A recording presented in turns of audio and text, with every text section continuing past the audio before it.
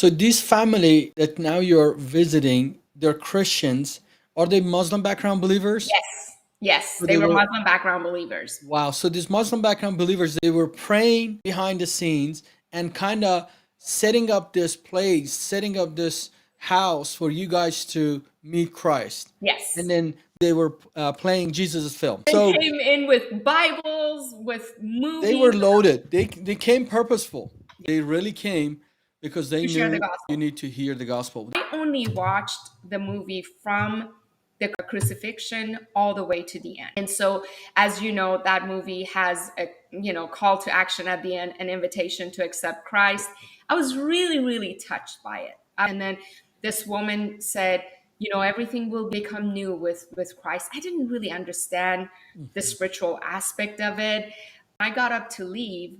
The daughter of this woman walked me out to the door, and she said, Lily, I know you are struggling. I know that life has been very tough since you moved to the US. And I just sense the spirit of depression, sadness Wow. is just heavily on you. I just want you to know that there is hope.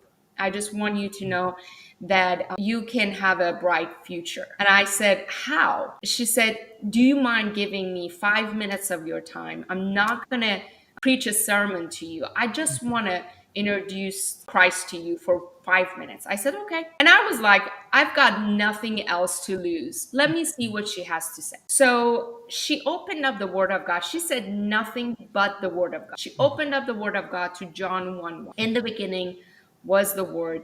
The Word was with God. The Word was God. And then she skipped over to John 1:14. The Word became flesh and dwelt among us. And having watched that movie with the invitation at the end, and she reading the two verses that just made it so clear that the Word was God and the Word put on flesh and dwelt among us, it was no question in my head that Christ was God.